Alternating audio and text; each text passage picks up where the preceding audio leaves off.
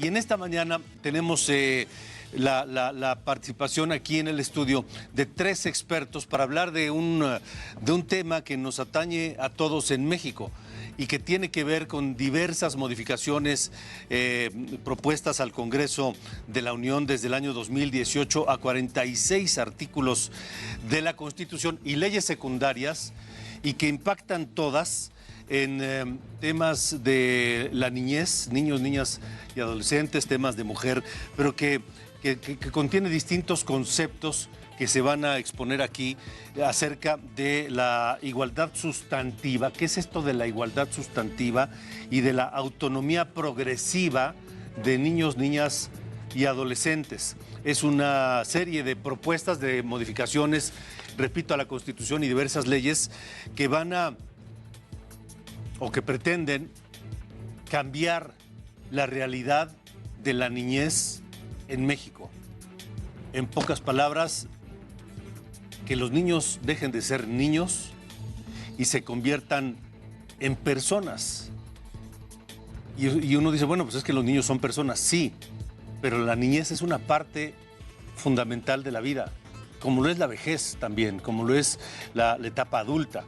Pero imagínense lo que es perder la niñez, que por una serie de cambios legales y constitucionales, la niñez deje de ser eso, deje de ser una etapa en la que las personas se forman, forjan su carácter, adquieren una personalidad y la desarrollan, se viven, gozan y sobre todo tienen una serie de protecciones legales, fraternales en sus familias y demás, que pareciera que estas modificaciones tratan, o propuestas de modificaciones tratan de desaparecer o modificar con un lente de carácter ideológico. Para hablar de esto, esta mañana nos acompañan el maestro Abraham, bueno, voy a empezar por las damas, la doctora Susana Ochoa, profesora, investigadora y especialista en equidad de género. Gracias por estar aquí. Muchas gracias. La maestra Diana Gamboa, abogada constitucionalista.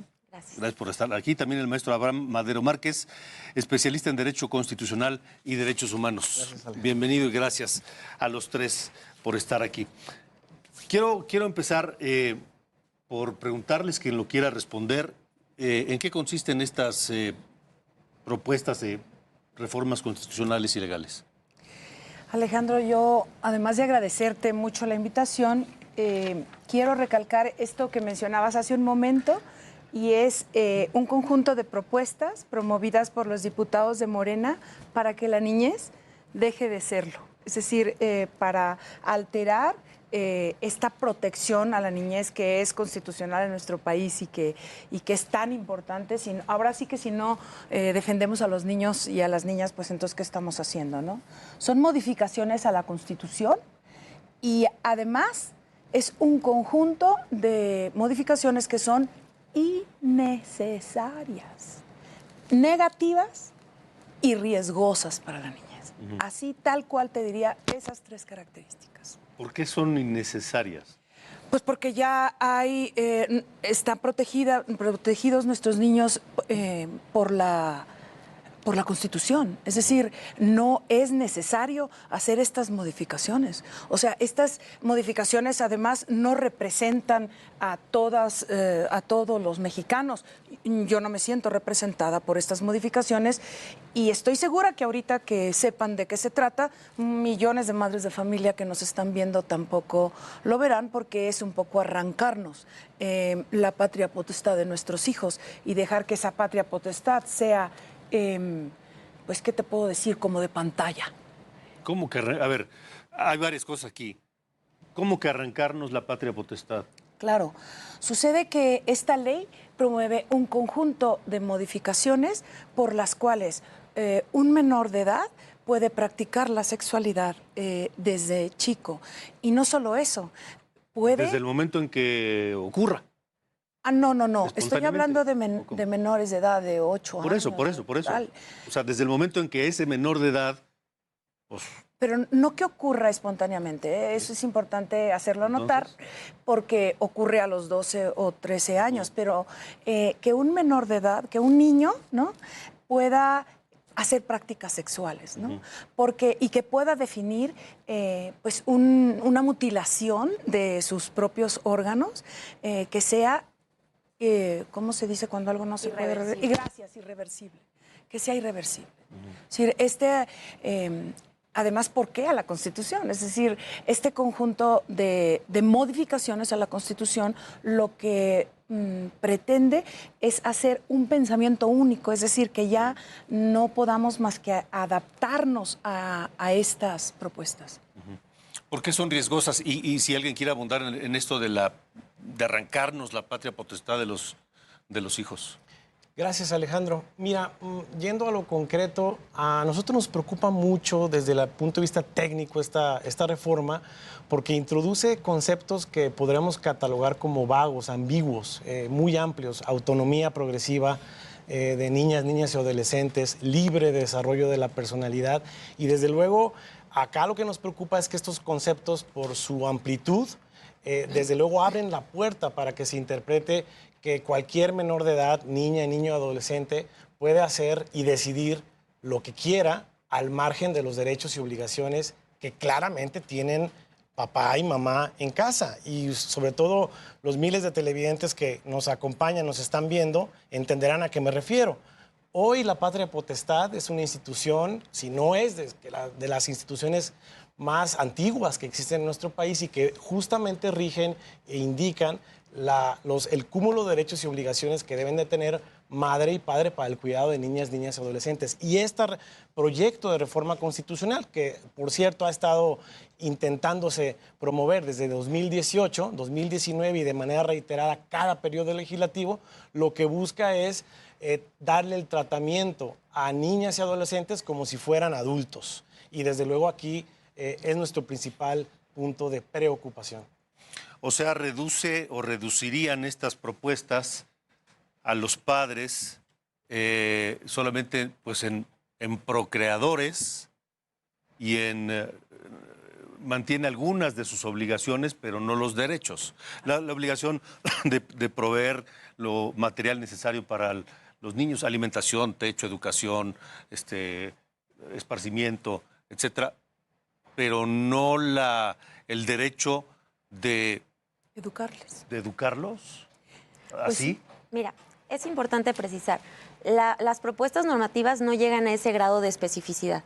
Lo que genera es una ambigüedad tal que admite interpretaciones que pueden llegar a ese riesgo, al riesgo del que los papás se queden de manos atadas frente a situaciones como las que comentaba Susana, ¿no? La posibilidad de que convenzan a un niño de llevar a cabo un procedimiento ya sea quirúrgico o farmacológico irreversible. Entonces, el problema es esta pendiente resbaladiza. Te voy a decir, seguramente lo abordamos más adelante, pero una mutilación genital, una mutilación mamaria podría ser, por ejemplo, y procedimientos farmacológicos le hace hormonas que eventualmente generan disfunciones sexuales en los menores de edad cuando llegan a la mayoría de edad. O sea, es verdaderamente problemático y por eso es un poquito prender los focos rojos, ¿no? No es esa especificidad, pero sí admite llegar a ese tipo de aplicación.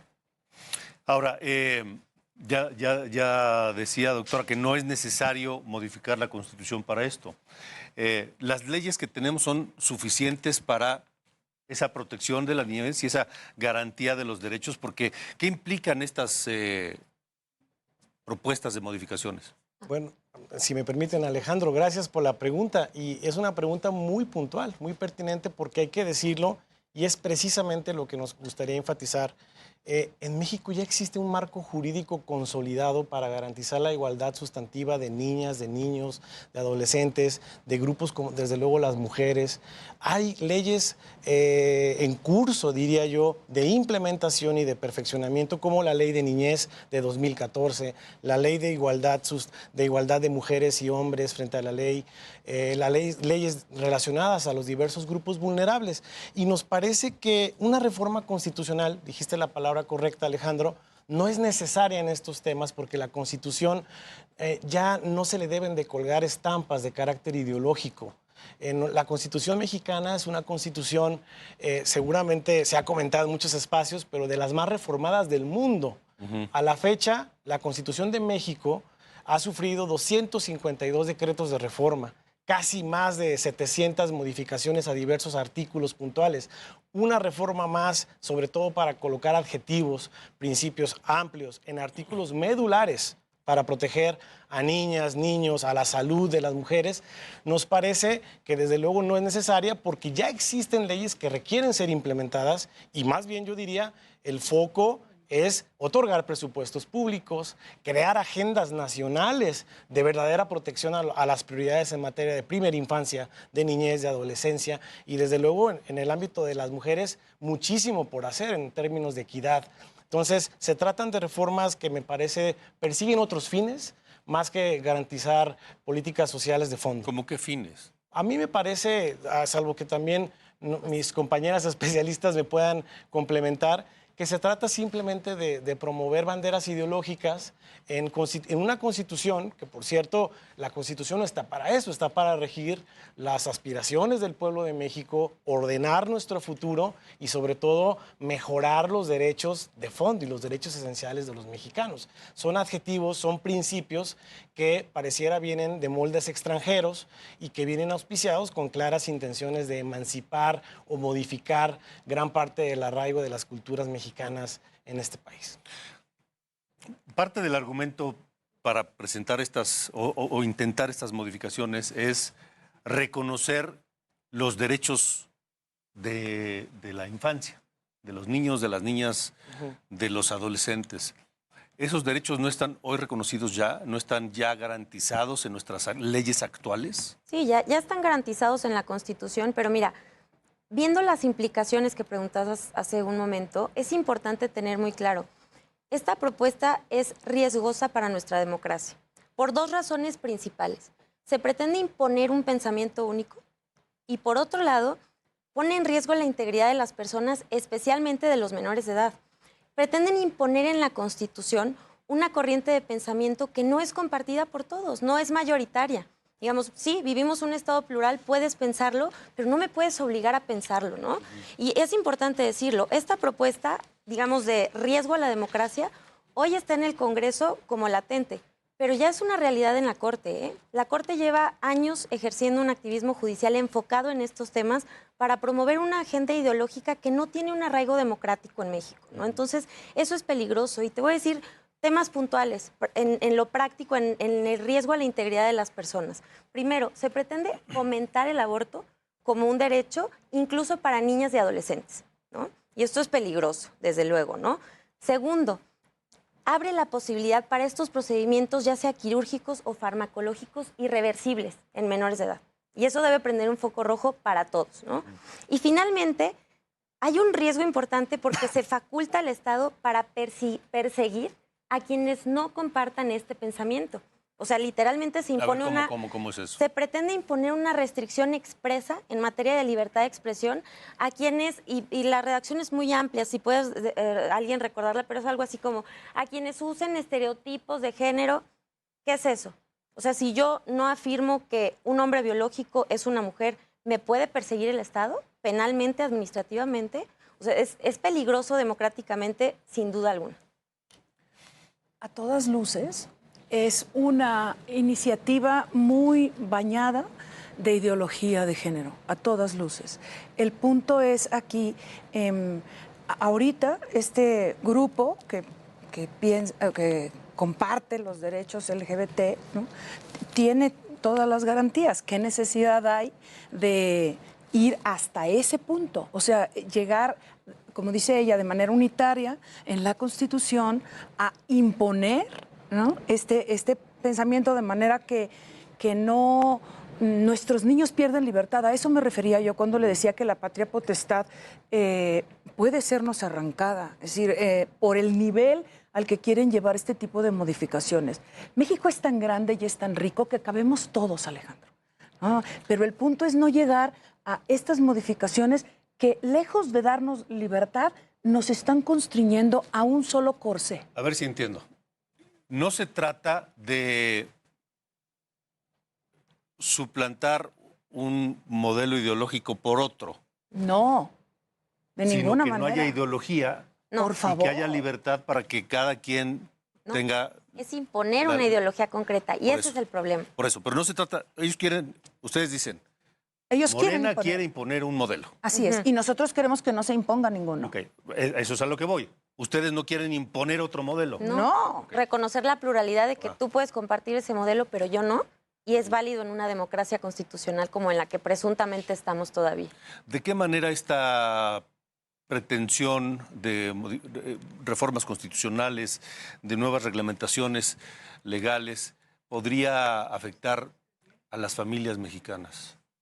No, bueno, de muchísimas, ¿no? O sea, aquí el punto es que si nosotros otorgamos a los niños el libre albedrío en su sexualidad, los hacemos, ¿cómo decir?, como practicantes de la sexualidad desde edades en las que su cerebro no puede digerir O sea, estas propuestas lo que pretenden es quitarle el derecho a los padres de opinar, de restringir, de educar, Sí, de acuerdo a sus... Yo no diría restringir, creencias. es decir, no.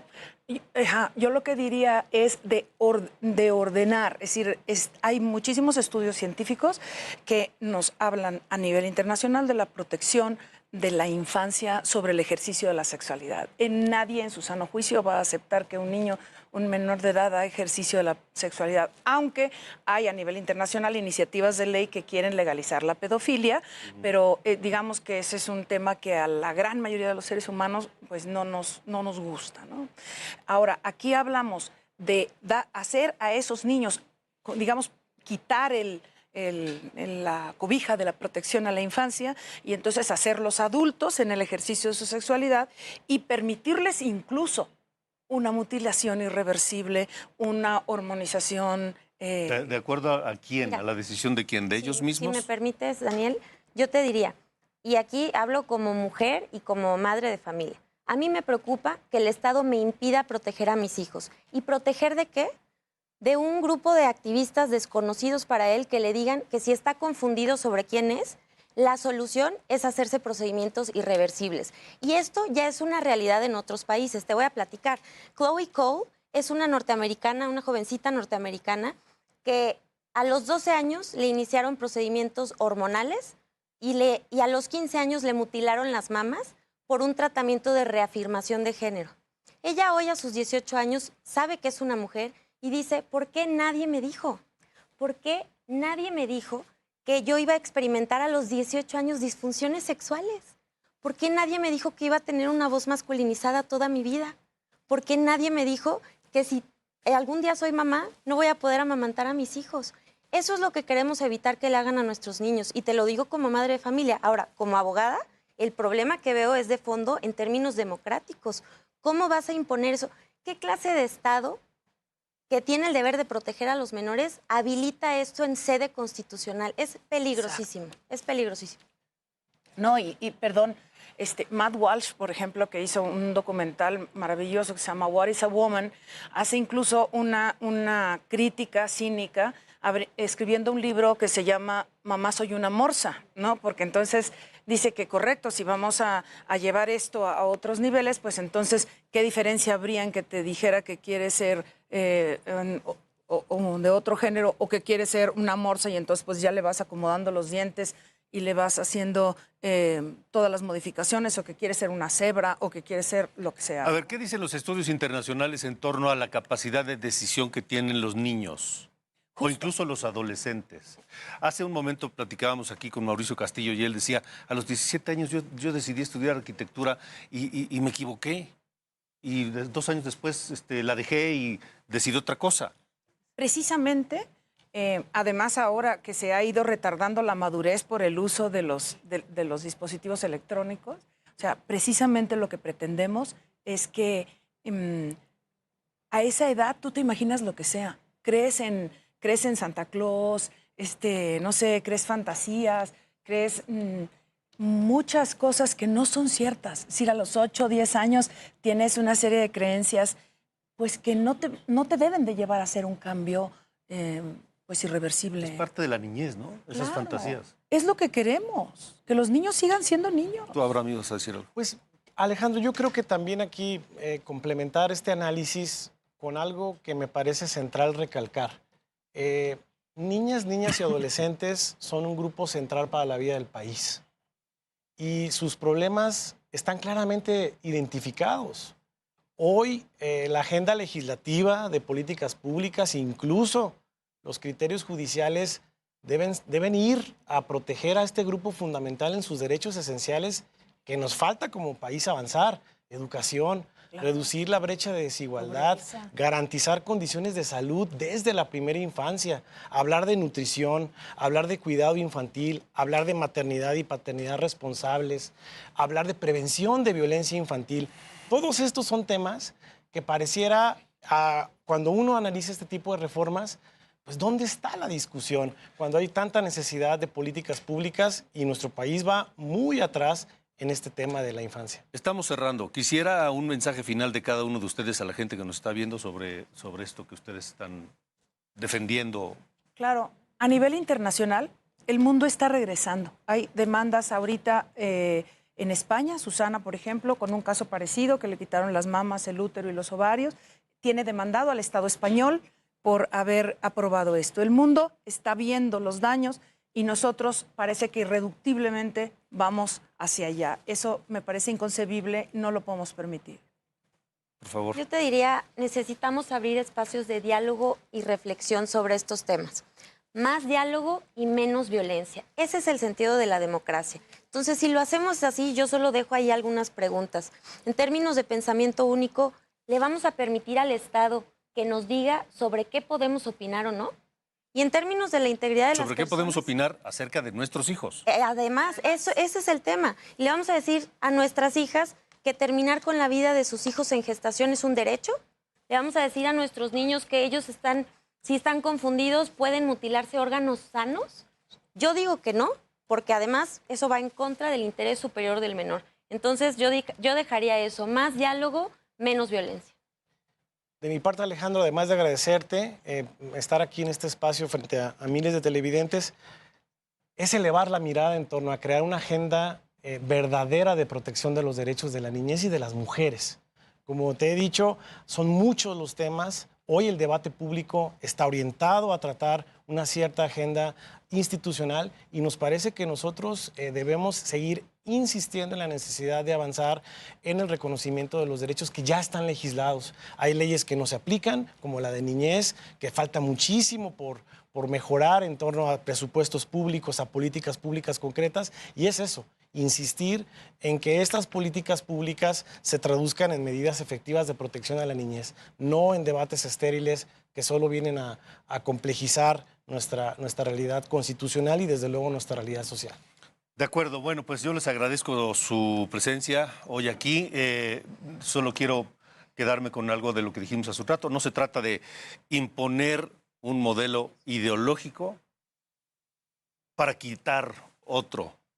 O sea, no se trata de imponer ningún modelo ideológico, sino respetar los derechos de los niños, las niñas, los adolescentes y los padres de familia. Claro, vamos siendo totalmente plurales. Correcto. Pues gracias por haber estado aquí. Gracias a Diana Gamboa, abogada constitucionalista, a la doctora Susana Ochoa, profesora investigadora especialista en equidad de género, y a Abraham Madero Márquez, especialista en Derecho Constitucional y Derechos Humanos. Gracias a todos los tres.